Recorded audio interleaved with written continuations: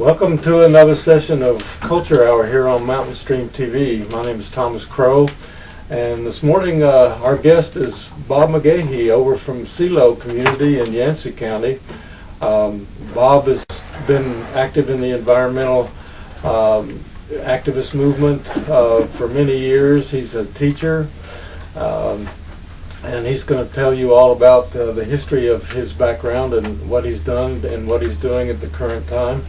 Welcome, Bob. It's good to have you here again. Great to be here. Great to be with you again, Thomas. Yeah, it's been a while since we've got together, but now we have a chance to get together and talk a little bit, so I'm looking forward to our conversation. Before we start talking seriously about doing this interview, you sent me an essay of yours that you've written recently, and it sort of outlines your areas of interest and some of the work that you're doing with your teaching and your own path, your own spiritual and environmental path. And maybe we can start for the people that are here watching today, the history or the story of your background, how you got into what you're doing now and your teaching and all of that sort of thing. So just sort of bring us up to speed. Okay. In terms of the key narrative here is becoming so caught up, so grabbed by the Earth's crisis, global crisis that manifests mostly as climate disruption, but many other dimensions to it.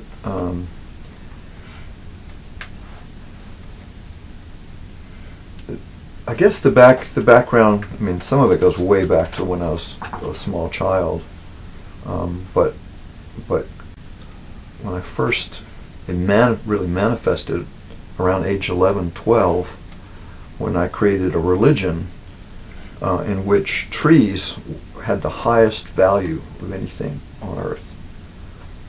And there were two people who were practitioners of this cult, myself and my first cousin. We were very close friends, and I taught him this religion. And one of the things we did was whenever we saw a dead tree, we would stop and acknowledge it and pray and have this moment of silence for the dead tree. We also created this language which had a few words we knew what they meant, but most of it we were just faking it as a way of pushing aside the adults around us and create our own little world. But the fact that the trees were key was, that's sort of a sign of what's to come. Right. And then we moved to CeeLo to take a job at Arthur Morgan School. In my case, Arthur Morgan School is a boarding junior high school with Gandhian and Quaker and Montessori roots. And my wife's a physician, and she became a doctor at CeeLo Health Center. And we were house parents for 4 years for the kids. But I was not very good at, I was good at learning what the country life had to teach me, like how to prime a pump and do basic carpentry and rebuild the bed of my old truck that I bought. I later used to build a house out of salvaged wood and cutting our own trees, and the kind of homesteader thing a lot of us have done, and it was great fun, and I learned a lot. In terms of teaching junior high kids, I remember giving a talk one time, and a friend of mine pulled me over afterwards. He said, Bob, maybe you could just try to pitch what you're saying to the maybe high school level. But that didn't work either. I taught junior high school, and finally it was like, I need to be a college teacher. So I got my PhD, couldn't get a job around here, went up to Minnesota, Morehead State, which was a great place as a teaching environment, at least for a while. Morehead, Minnesota, on the edge of the prairie was not, for me, it was like, I need the mountains and the forests. I mean, speaking of trees, there weren't there weren't many. We got a house that was, I told the realtor, I said, don't show me anything that doesn't have trees that are, at least has some mature trees on it. I'm not interested. So we ended up by the banks of the Red River, some nice sized trees, and flooding every 2 or 3 years. So I taught there for 11 years, and I'm getting ahead of the story. I want to get back to that ending, but the other part of my, and it also involves trees, of my turn kind of towards what I've embraced is in my elderhood and post academic teaching is on our honeymoon. My wife and I spent a good chunk of our honeymoon in India, 7 months in India, and we were very interested in spiritual life and going to ashrams and such. We got in, during our honeymoon, we were invited to 2 different monasteries to stay if we wanted to. And they said, we'll figure out the stuff about you being married later, but there seems to be serious enough. So one was in Thailand, in the jungles of northern Thailand, near Chiang Mai, and the other was in Taiwan. In Taiwan, we didn't even speak the language of the people. It was I didn't even know what religion it was at the time. It just that we were so serious about what we were doing that they invited us to stay. It was Shinto. Really? But the key thing, many things happened during that time in India, but we were introduced to a man named Sundarlal Bahuguna, who is known as, quote, a green Gandhian. And we went to visit him at his ashram during this honeymoon, and we spent, probably the better part of a week there. And he worked, the first period of his work was to stop the logging, much of it illegal, of trees in the Himalayan forest. And he organized, well, he didn't begin the Chipko movement, but this village movement that was mainly headed up by women of tying themselves to trees and chaining themselves to trees as a way to deter the loggers. He became their organizer, and in 1987 received the Right Livelihood Award on their behalf for what they accomplished, which was that they got a law passed in India that you can't cut trees above a certain height. I don't know, it was 3,500 or 4,500 feet, which is a pretty big accomplishment for helping the forest and preserving village life of the Himalayan people. But when we knew him before that work really got going. It was in '73 we met him.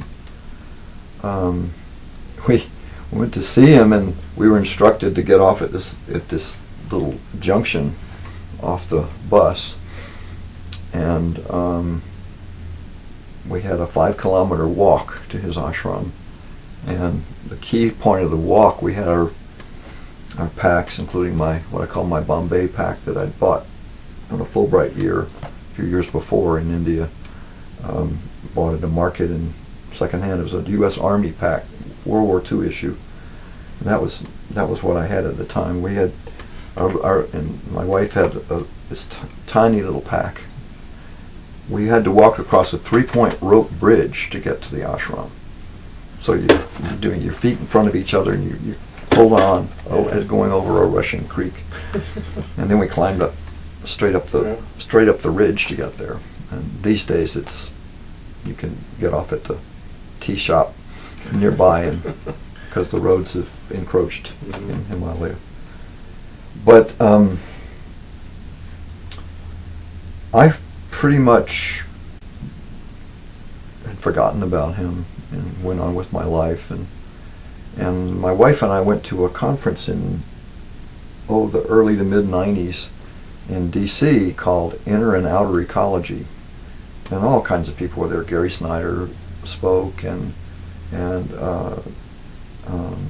Satish Kumar was there.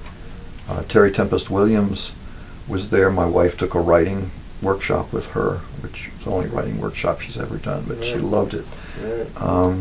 There were all kinds of speakers there, and we were talking to Satish at break one time, and he said, "Well, somehow we talked about our history in India, and he said, well, Sunderlal's in the hospital in Dehradun because he's just finished a fast, 57-day fast, where he took water and the juice of this incredibly powerful high vitamin C plant under the care of a naturopath. And he's trying to stop this massive dam in the Himalayas, actually the main tributary of the Ganges. So he fought that battle with one fast after another, meeting with the Prime Minister of India several times and getting assurances from the Prime Minister, which were then broken, usual political game. But the point for me was, God, there's this person that I was so impressed with, and he had so much impact on me, and he may be dying.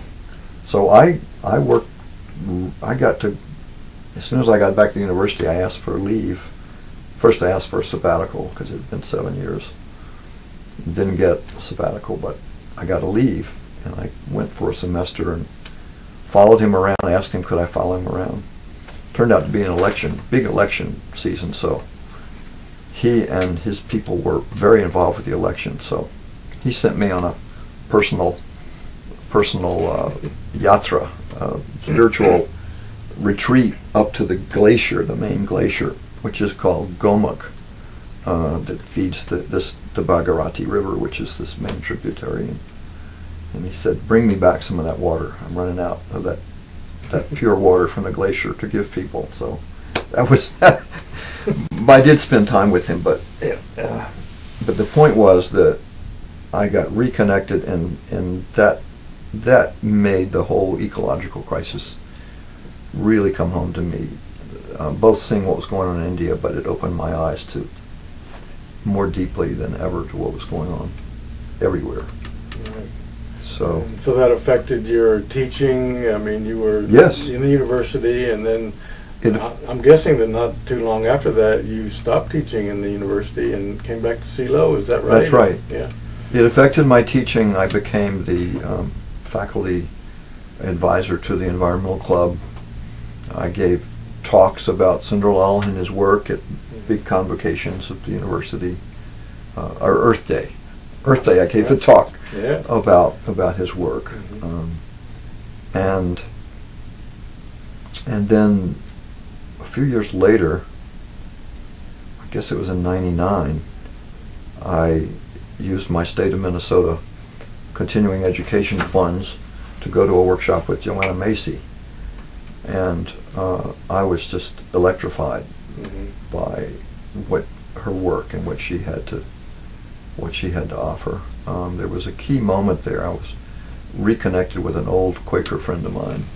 I used to be involved in a religion and psychology conference that I think has faded from the scene, but it was pretty strong for a long time. And I hadn't seen this woman in years. And we were in this little group of 3 together, and one of the questions was, when was the first moment that the environmental crisis hit you, when you really deeply were aware of that? And my mind raced back.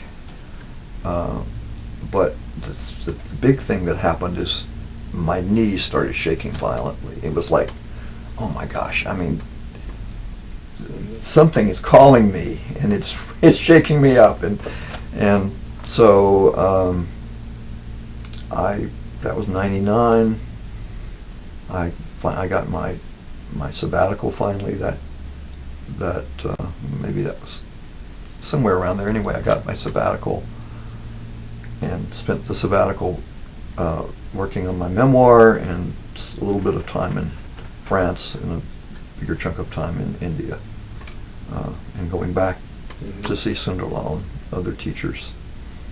So, but the big thing was that I quit the university, took early retirement, and went and did some training with Joanna Macy, intensive training, to teach her method, which is basically getting people to accept their fears and their grief and to work through it in a group setting, which then releases all kind of energy, because as you're trying to clamp down on your fear and your grief, all your basic intelligence is also being clamped down.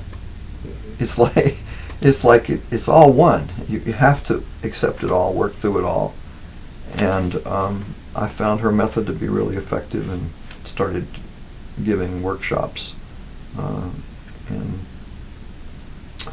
I'm in her trainer network, have been for quite a long time. So that's what you've been doing since you stopped teaching academically then? That and writing. Have you been traveling doing the teaching, or have you been pretty much localized here in the mountains? It's a combination of, I've done most of it in the Quaker network, which I've been very involved with.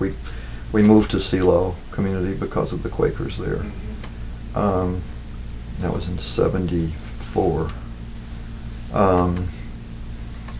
But other than Quaker conferences, everything's been, well, fairly local. Western North Carolina, Greensboro, Raleigh.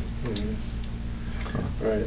Well, let's dive right into the substance of what you've been doing, what your work has been, and the essay that you sent me was titled Precognition, and in reading it, one of the first things you mentioned in the essay is the whole idea of the sixth extinction, and it's all about global warming, and then you talk about the sixth extinction. And at the time I was reading the essay, I had just watched a movie called Downsizing, and it's all about the sixth extinction, basically is what it's about, and how it's a science fiction, almost fantasy film, but it really does focus on what would happen when the methane starts coming out of the Arctic, and the carbon content gets to be so bad that nothing can survive, and so people are dealing with that in this film. So, but I was thinking about that film and about your essay.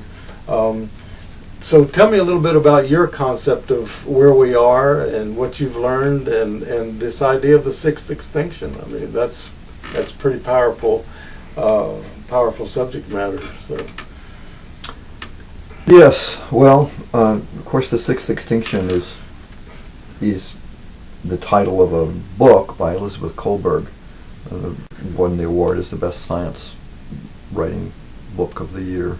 It's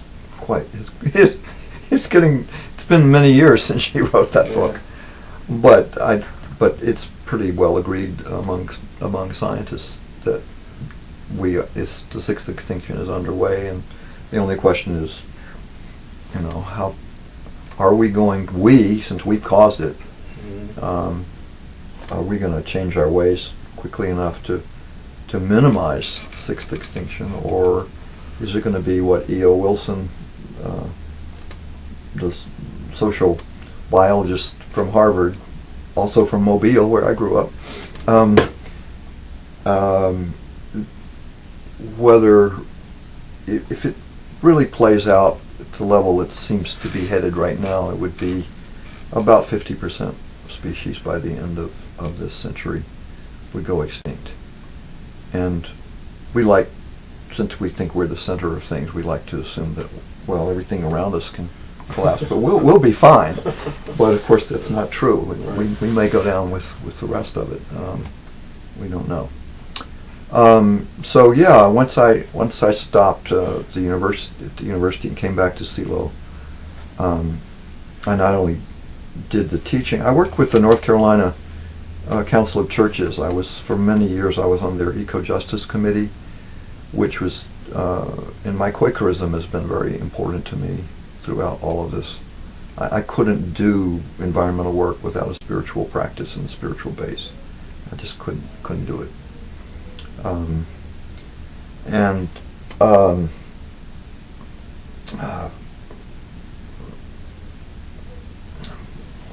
I'm just dropped my chain of thought. Having to do, oh yeah, the North Carolina Council of Churches. It doubles as North Carolina Interfaith Power and Light, the Interfaith Power and Light movement, which Avram knows about.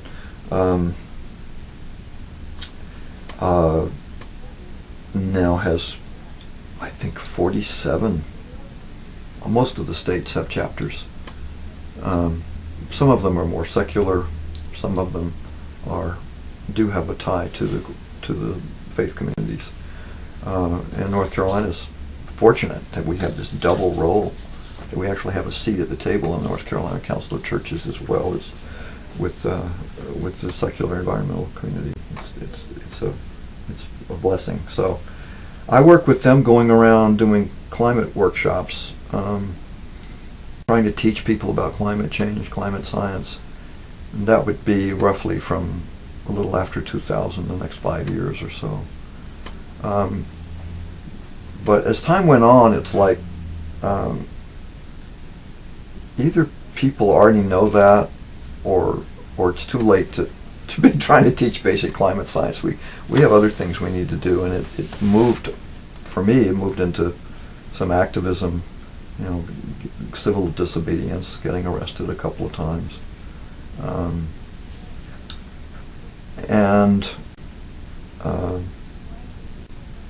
One of the arrests was just, again, as a story, was pretty interesting.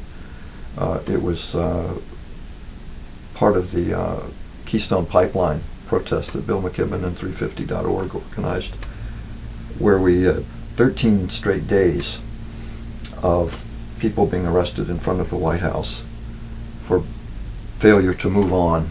You can picket there, but you can't block the entrance. And so I was day 3 of that, and they herded us all off to a facility in Annapolis to be processed. But what happened that day was there was an earthquake.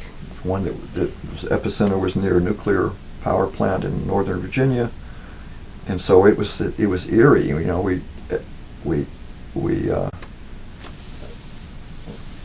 The point of the story is that once we were released, within 3 minutes of our release, the ground shook. And we all were sitting around trying to figure out, what's that all about? Well, it's kind of like sympathetic response from the earth. Right. It's like, it's a good job, blessings on your work, guys. Go out and do it again. So, but yeah, there were big lines of people. Subways were shut down. All the schools were let out. We were walking along, and the kids were all lined up, and office workers. It was like, before we knew what was going on, it was really strange. Yeah. But of course, what are we headed into? But more scenes like that, There are going to be people on the streets whether they want to be or not because of disruptions. No, it's happening right now in Hawaii. They've got a volcano going off and earthquakes happening in Hawaii. So, I mean, that's just kind of daily news at this point almost, In your essay, you specifically talk about sustainability and population and technology. Can you kind of tell us a little bit about what's going on those fronts that is part of this problem that's possibly leading us to some kind of an inevitability for the species and the planet? Yeah, I didn't know we'd talk about this, but I mean, there's so much we can talk about, as we've said before the interview started. But I'm actually glad you mentioned the word sustainability, because that's been thrown around a lot for at least the last 10 years. And I feel that most people are using it dishonestly. That is, they're not really examining what they mean by that. And what most people, I mean, sustainability, well, for instance, it has been grabbed by the corporate world, right? Right. But we should not assume that we are different from the corporate world, because we're the consumers of everything they make. And my wife is fond of saying, if you're so concerned about China, and the trade imbalance, stop buying the damn stuff. Right. We are the ones that are enabling China Right. to do it, to pollute in the process of,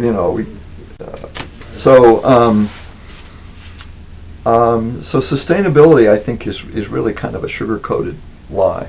Mm-hmm. I mean, we would like, and I think the word resilient that's moved in, I know Bill McKibben was an early user of it, he may not have been the first, but resilience to me is got more depth to it and more grab Mm-hmm. than sustainability.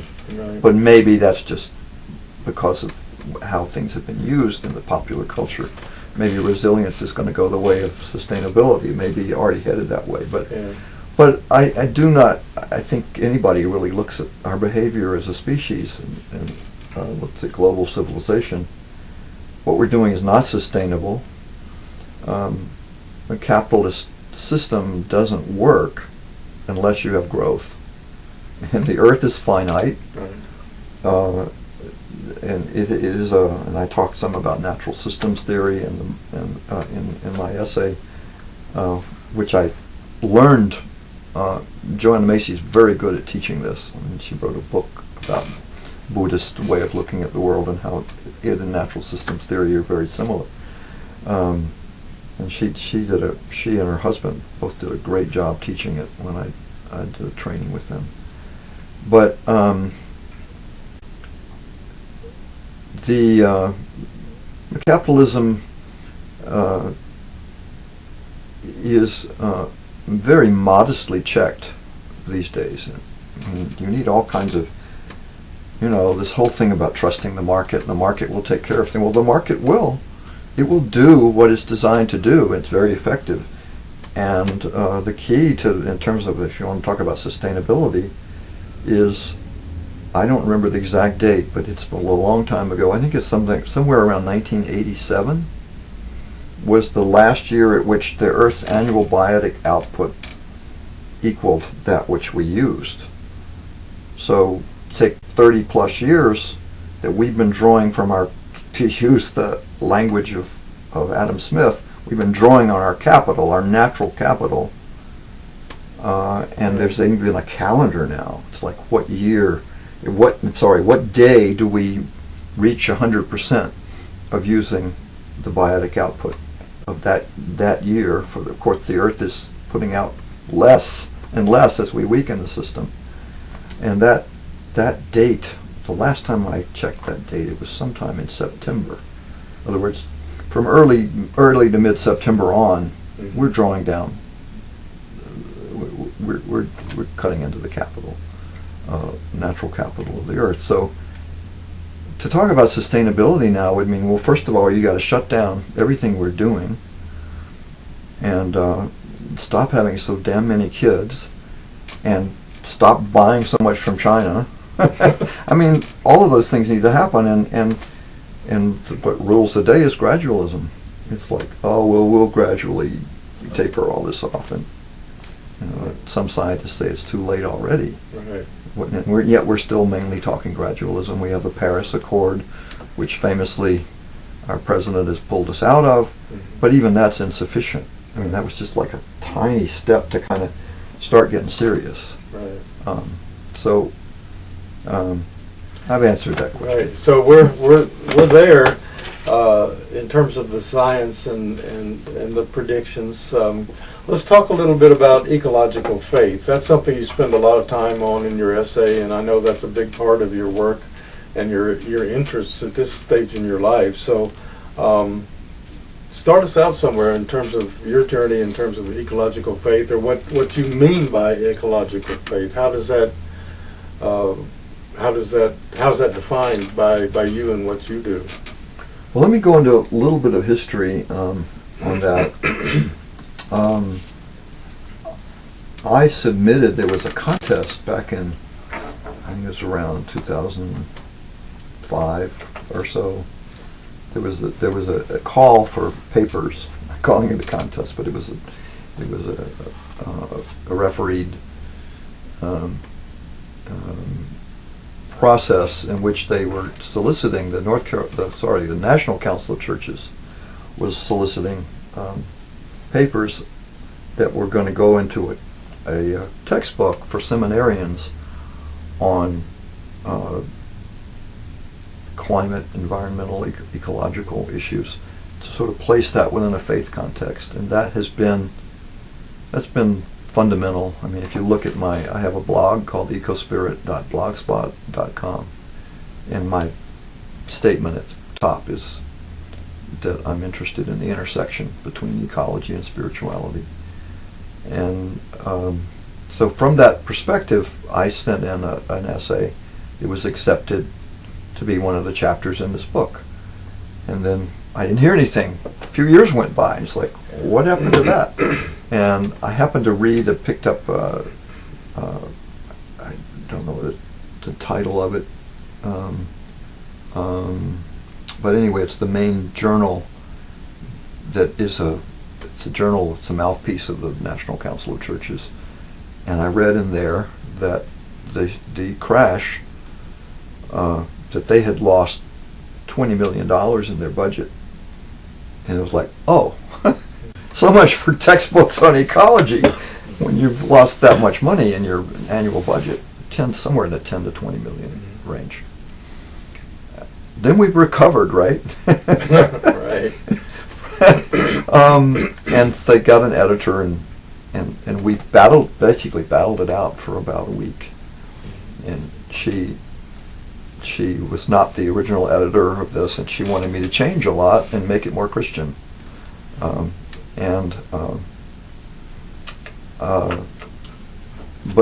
the point of all of this is that ecological faith was the core idea there.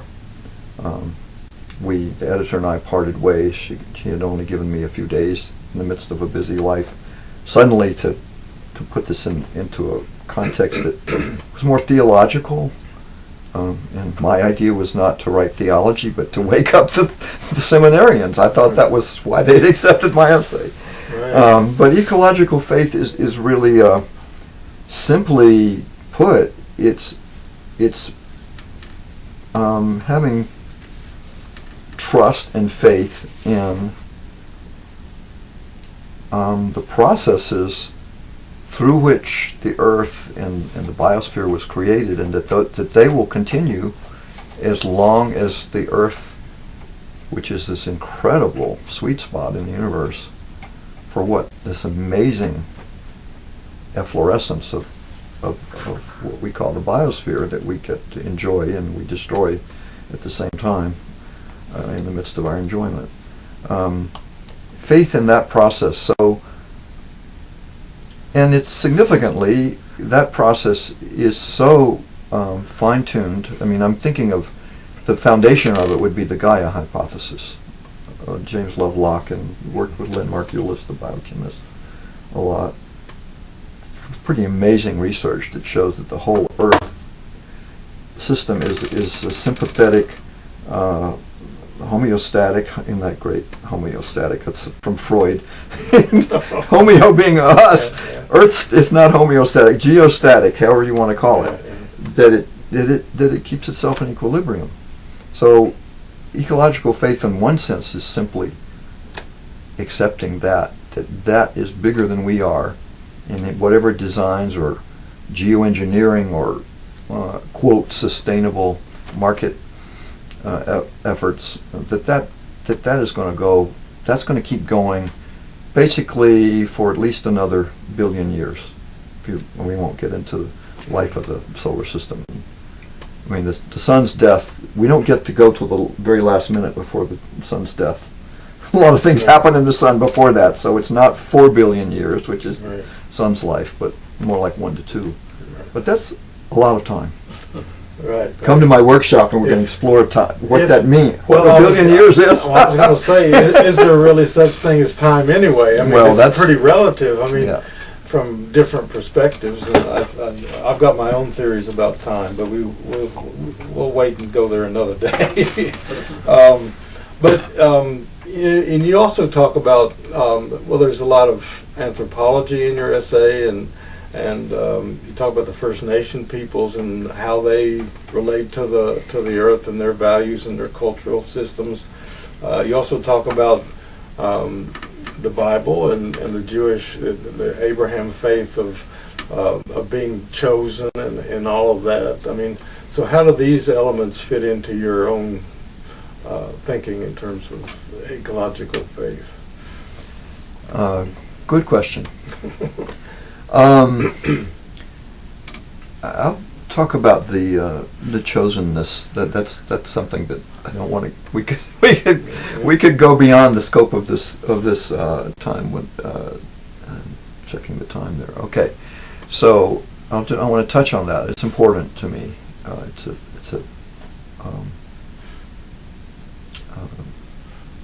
an area of deep inquiry, open-ended, open. I've not got a conclusion about that at this point. But in terms of the First Nations, I think the First Nations are absolutely fundamental to the immune response of the Earth to what's going on right now. I mean, we are incredibly challenged, like the species has never been challenged. It's not even close. Mm-hmm. I mean, yes, there was a time where climatic events, severe ice age events, reduced our numbers to, anthropologists say, 10 or 20,000 people worldwide. When you got over 7 billion, that seems pretty small. And I'll say right up that there is going to be a bottleneck. We don't realize how fast we're hurtling towards another bottleneck, but we are, and we don't know whether we'll emerge. But definitely, there's a lot of us aren't going to go through the bottleneck. But what I just got confirmation of what I've been sensing about the First Nations on a trip to Belize quite recently. But before that, I want to say that the tremendous response led by the elders of the First Nations of the Sioux, particularly Lakota, probably more specifically, to the pipeline in South Dakota, pretty major 6+ months of having a camp there, and very in council. I mean, there were councils within councils, but basically the elders were leading this whole thing of standing up to what our government was doing, and realizing that protecting their ancestral burial grounds, which was the key religious aspect of this, trying to keep that from being disrupted by this pipeline, and going under the river. And the river is sacred. I mean, all rivers are sacred, for God's sake. But that stand led by those people is a really good example of what it's happening even more so in Canada. The First Peoples of Canada are leading, and they even have legal rights there that gives them more standing, a lot more standing than our Native Americans have. But there's this, and when I say immune system, I'm using Paul Hawkins' terms. If you read the book Blessed Unrest, he says that the NGOs, we're right here at the table of an NGO, that there are over 2 million of them on the Earth, and they're kind of like the immune system of the whole circulatory system of the Earth, and that they are rising up in response to this attack on the Earth system. And I think it's a really good analogy. But I think the First Peoples are key to this. And I've never had a personal contact with one of these people until I was in Belize at a Mayan village, and met an extraordinary man. His name is Ernesto Saki, and he is a shaman and an elder in the Mayan community there, and he was the director for 15 years of the world's first jaguar preserve, which is right adjacent to his eco-tourist He built little Mayan huts, and people come and his wife cooks for them. As she said, she never will put another piece of chicken in her mouth because she's been cooking it for the ecotourists for 20 years, sometimes 3 meals a day. But she's also a healer. Her great uncle or grandfather was a healer, so they have tremendous resources there. But Ernesto, I had a talk with Ernesto, and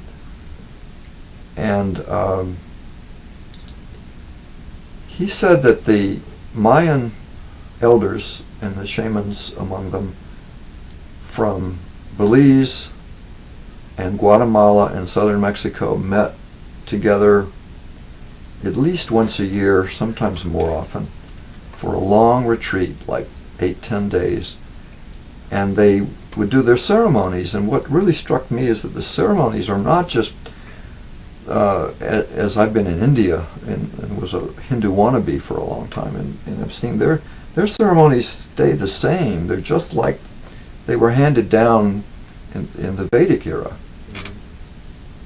Not so with the Mayans. They have their basic ceremonies.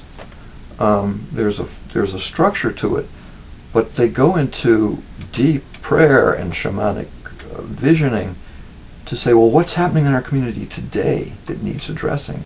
And then they work that into the ceremony, so it's always alive and directly relevant to what's going on. And guess what is the biggest thing that's number one for them? The earth. What's happening to the earth around us? Yes. So to me, there is this uprising, and it's beautiful and powerful. We don't know in terms of whether it's going to, quote, work, but they're also working in the spirit realm. I mean, what works in terms of, what can you deliver in the kind of language of the people who've taken over our government? That's not necessarily the most relevant thing. It's more that they're listening to these messages and bringing them to the community through these ceremonies.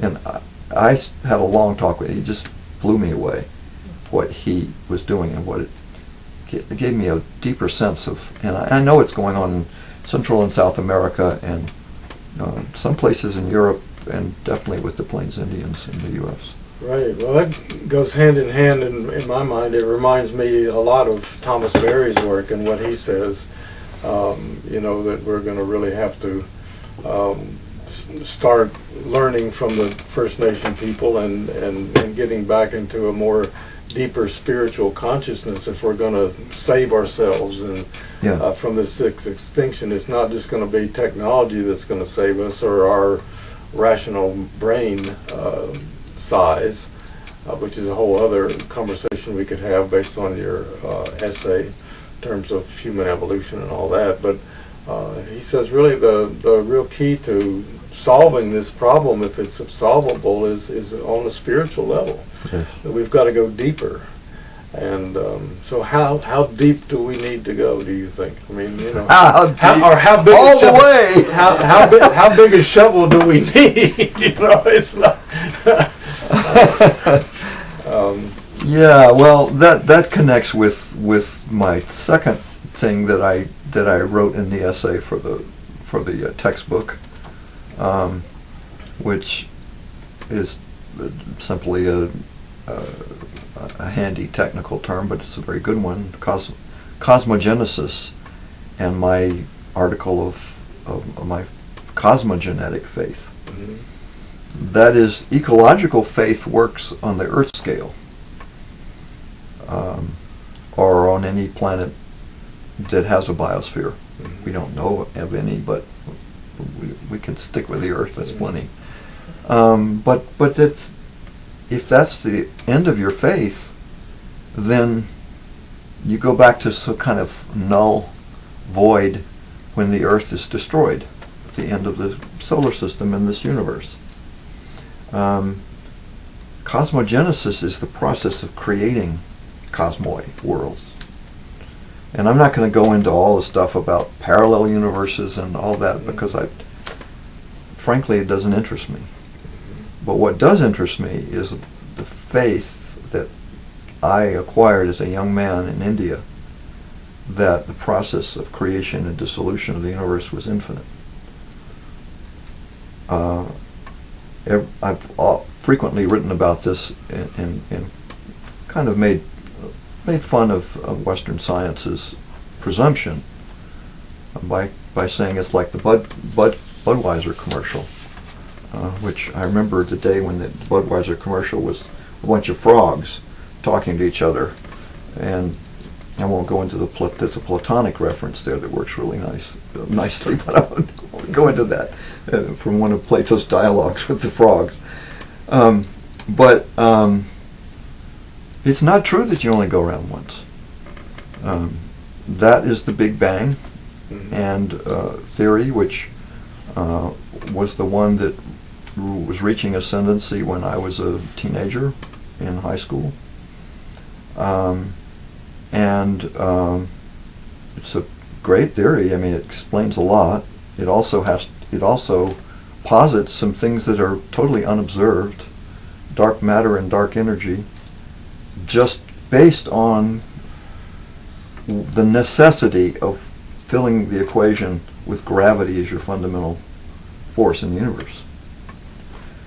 But there are, I mean, I'm going to talk about science a bit, but the more fundamental thing is, to me, intuitively, you don't, and we're getting to this, I don't want to talk about time. You threw time out there at one point, and I didn't bite, and I'm not going to bite this time either. But although time is intricately involved in all of this, in any kind of cosmology, but it just is intuitive to me that material form, which isn't essential in the universe unless you're a materialist, absolute materialist, that there's something else going on. And the power of that creative force, which the Abrahamic people would say the creator, the tribal god Yahweh then becomes the one God. That whole language of "thou shalt have no other god before me," well, like, duh. But I mean, there's a lot of interesting stuff going on in the Book of Genesis. But that creator, which is within, I've gotten to your shovel. The deepest place is the same place that is at the heart of the universe, and in every element, every speck within the universe, it's within all of that. So there's philosophical terms for this, but to me, the divine, there's no outside, there's no transcendent, there's no heaven. It's all within the universe. Right. But the universe isn't just material. It is this spark that makes it all happen. And that spark is infinite, and it can always create. So, and I loved Heraclitus' statement. I used to teach the Greeks. That was part of mainly the literature, but I did the philosophy too, and art and the whole thing. I love the Greeks.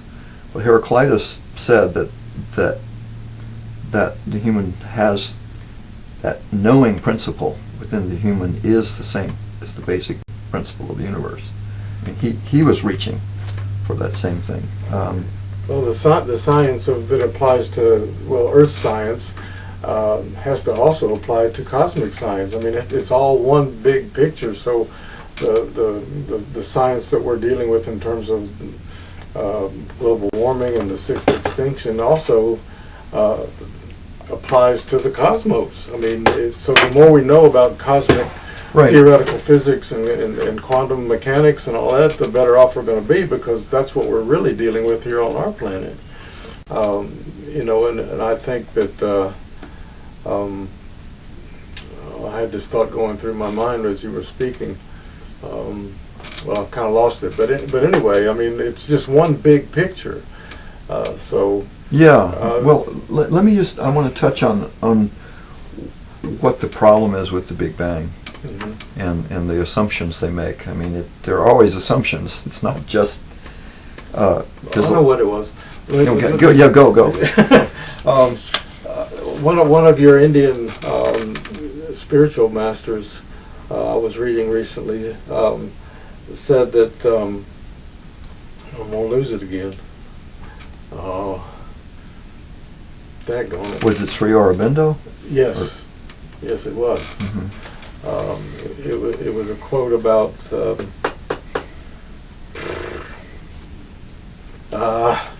these thoughts, these quotes that come and they go in, a 68-year-old brain. It just doesn't. Well, I actually didn't quote him unless you've been reading Sri Aurobindo, and No, you as a poet, No, I come he across these wrote one of things. the densest poems ever written. Yeah. Called Savitri, I think that's the name of it. Yeah, But well, I'm sorry to get but you. I get you off your only train of thought. paraphrased him. Yeah. But the paraphrase is, I mean, I'd love to talk about that because it's fascinating. Yeah, I've lost the key element of what I was going to say. It'll come back. You got two people our age here. This is going to happen Yeah. at least a couple of times in an hour. Yeah. I think we're doing pretty well. Yeah. So. Well, anyway, but back to the Big Bang and its problems.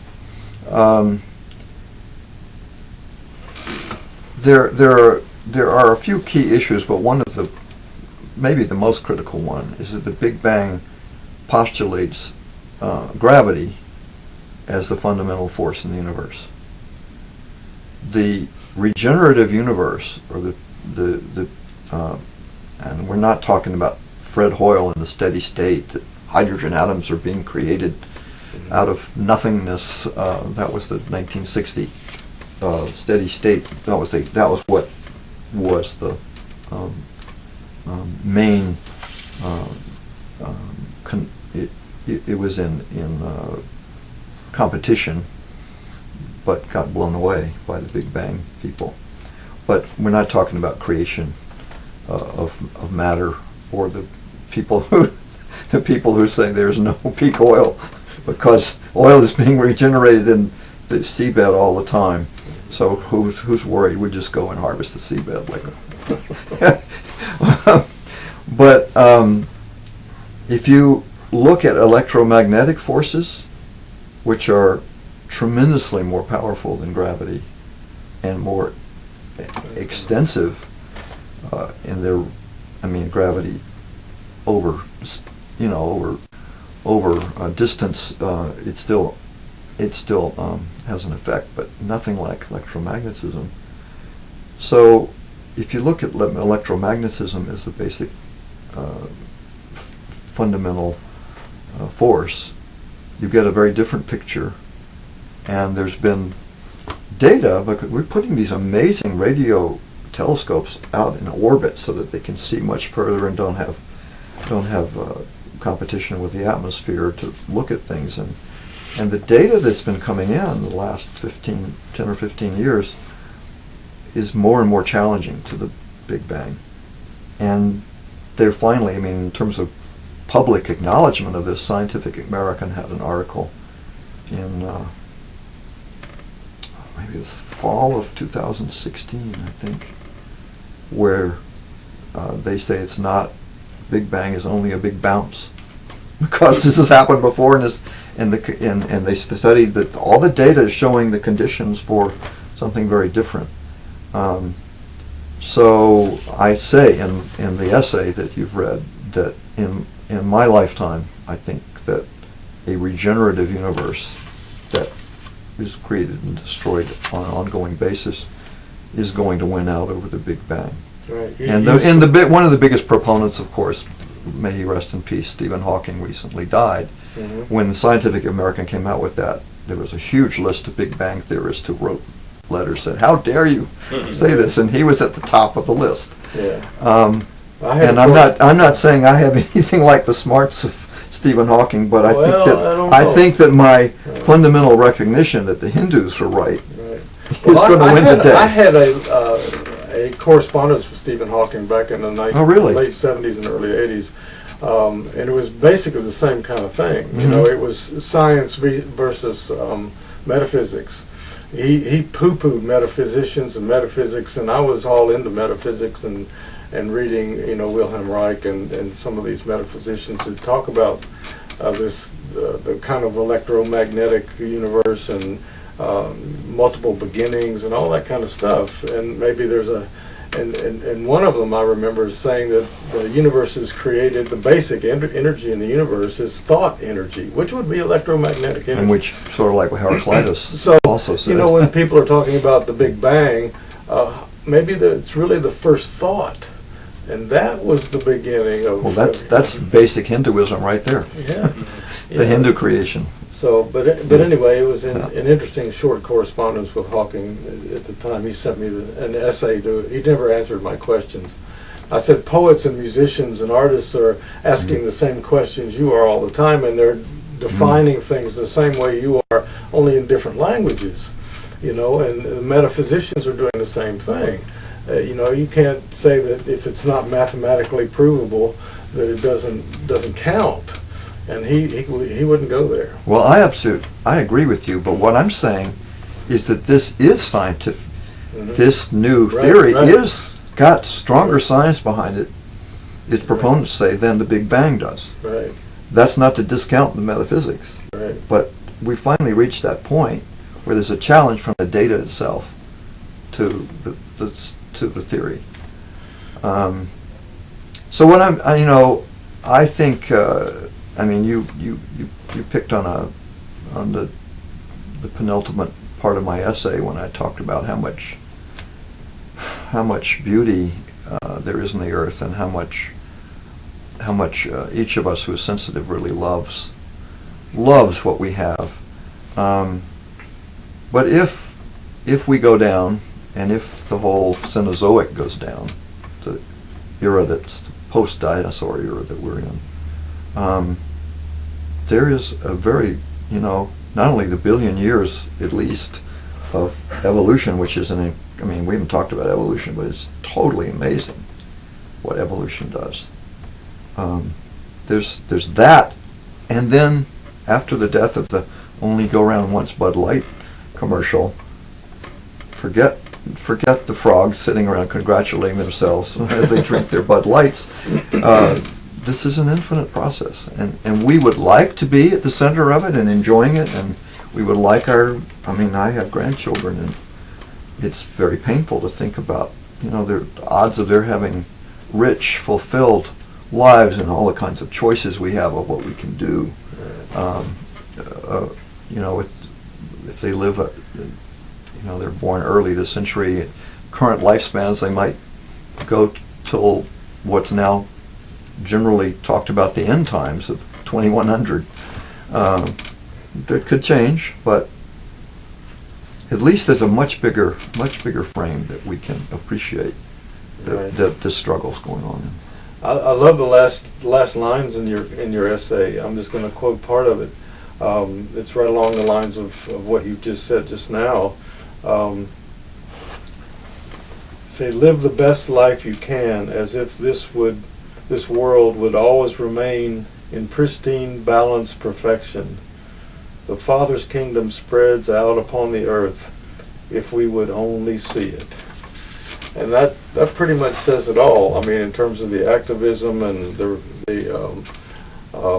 mentality that the population of the planet mainly is in now, and the kind of consciousness we need to reach and raise the bar on. But I've always believed that, we were living in the Garden of Eden. When I grew up over in Robbinsville in Graham County, and it was the Garden of Eden. I'm telling you. I've been there. It's the Garden of Eden, and it still pretty much is. It hasn't changed a lot. But the preacher in the Methodist church where I went would talk about Adam and Eve in the Garden of Eden, and I thought he was talking about Graham County the whole time.